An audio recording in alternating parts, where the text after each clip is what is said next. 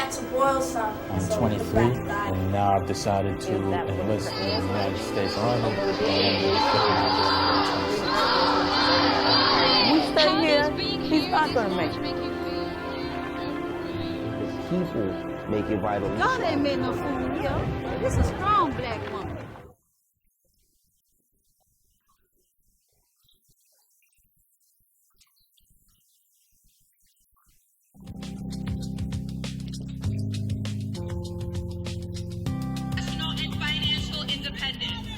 Just like the EVC youth producers did in 1989, we decided to investigate abortion. In the process, we learned a lot about abortion, past, present, and now as it relates to the emotional life of immigrants.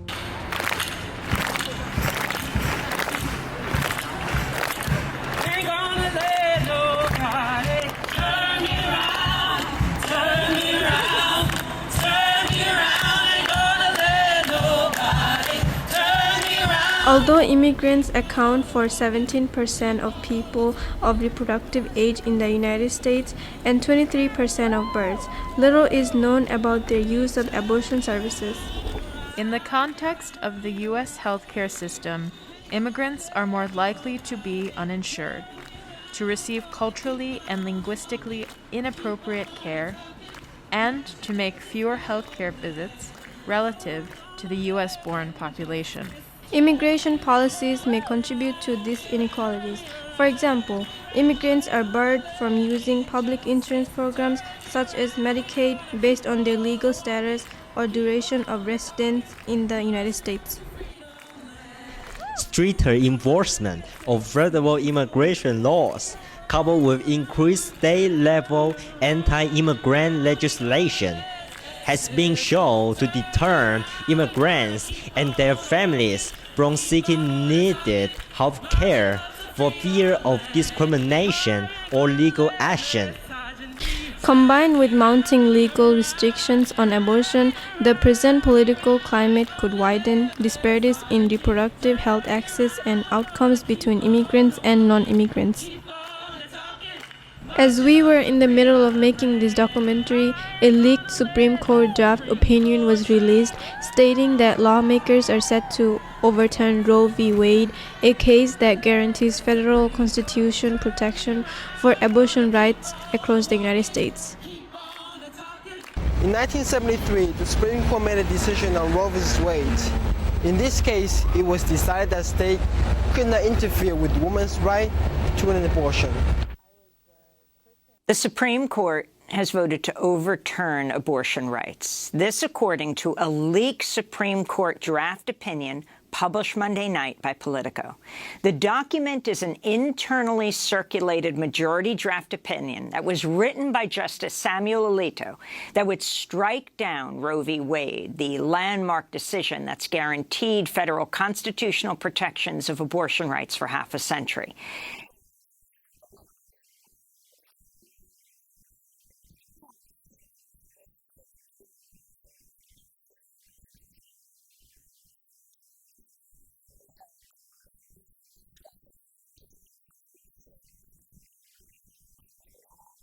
Yeah, I think that abortion is a form of healthcare, and so I think that inaccess to healthcare is definitely detrimental to people's mental health.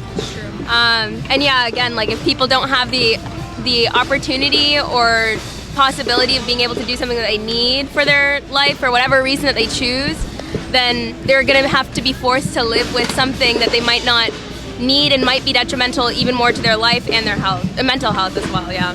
Because it's their choice, it's their body. I got no say in that. I'm not a woman. I think that it's a tough decision, and if anyone is driven to that decision, then clearly they've thought about it and it's their choice. Well, a lot of people that I know, people just don't up and do it. It's a thing that you think about, and you think about it thoroughly, and you think about that child that you're bringing in the world. Can you afford this child? Can you afford to give it what you want to give it? It takes more than love and affection to raise a child in this day and age. In the United States, race and immigration status are linked to class and financial security. When it comes to childcare, U.S. policy lacks significant resources for these communities, and also has one of the highest maternal death rates amongst developed countries. Accessible abortion as an option for undocumented people will provide much needed relief from the systemic racism of the healthcare industry. Immigrants live under threat of being reported to be deported or to be ripped away from their children who may be American or siblings that are. So this gives a lot of power to abusers. If this is illegal, having an abortion, it gives a lot of power to someone that may want to harm a person who is thinking that they need to have an abortion, because it's another way to threaten them. But honestly, not that much else has changed. And I can't believe that I'm still doing the same thing and still going to protests and still making art about abortion. Also, because I think Planned Parenthood has had, 20, 30 years to get their act together. And I think they mostly focused on middle-class white women like me and my white privilege. And it didn't work. I'm not thinking about abortion so much as reproductive justice. The health of immigrants and the psychological well-being of immigrants is not at all being accounted for in any of these decisions. This is not, our needs are not front and center. There are a lot of progressive movements that are happening, not in the US, and they're approaching reproductive justice from such a different place, and really uniting and with the women, and starting by focusing on the least, on the most vulnerable women and the most vulnerable people. Because America is the only developed country with a rising death rate for pregnant or new mothers. Approximately 700 women in the US die each year. Globally, the comparison is stark. More mothers die in childbirth in America than they do in Iran, Turkey, or Bosnia-Herzegovina, even Kazakhstan. All have lower maternal death rates. Every Mother Count says many of their deaths are because of an unequal healthcare system and systemic racism. Bodily autonomy is like my biggest thing. So I don't think it's like right now, I don't think our fight is just about abortion. I think trans rights are the same thing as abortion rights. I think, we look at the history of enslaved people in this country, and we look at, to me, like it's the same thing. It's all about bodily autonomy and people being able to have control over their own bodies. And part of what I want to share about like bodily autonomy is also to get rid of shame. This country in particular has so much shame about sexuality, and yet capitalism uses sex to sell everything, and you're not really supposed to talk about what actually happened. Women often object to the fact that it is male politicians and judges who make the law about abortion. They say that if it were men who became pregnant, there would be no argument over the right to choose. I've never understood the pro-life position. Well, I never understood it, because I understand the principle. It's human life as people see it.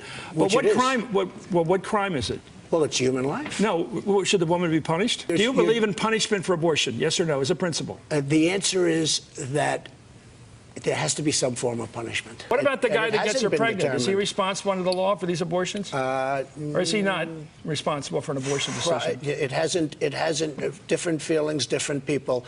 Babies are sacred. They're humans. They're humans. Before they come out of the womb, it's life. I don't believe we have the right to take away human life, just like that. Why? It's divine. To live in the shadows, to hide aspects of your life, right? Your documentation status, for one, sends the message that there is something wrong about you. in your life, in your family, or how you got here. So just having a secret on its own is a very direct message in your brain that is telling you all the time that there's something wrong with you. So that alone is enough. Add to that you have to have an abortion, which we now as a country have decided is so bad that is now no longer legal. You know, it is a very moralistic view. They're not banning abortion because they don't want to pay for it. They're not banning abortion because of like some logistical thing. They're saying that they don't want to kill babies. So now you're adding another very big, shameful secret to someone who has to already hide aspects of themselves. So that alone is adding insult to injury. You're already, and when we talk about trauma, you know, it's like people become primed for trauma. Like if you're already looking around and you're already feeling like you can't tell everyone everything about you because you don't know if you can trust them, you're already hypervigilant, you're already, you know, a little bit more anxious than most people. So you're kind of primed and you're waiting for something bad to happen, right? Because that's why we stay vigilant, because something bad is going to happen. So then you add to that this now like immoral thing, which it isn't. There's a lot of death that we accept as part of life. And if you have the beginning of a pregnancy, which is not yet a person that can think and feel, and that is going to be a traumatic life for that person when they become a person, and for you and for the people around you, that is a choice that people sometimes have to make. How are y'all feeling today? ¿Les puedo hablar en español? ¿Cómo se sienten? ¿Enojadas? Are you pissed off? If we don't get it, shut it down!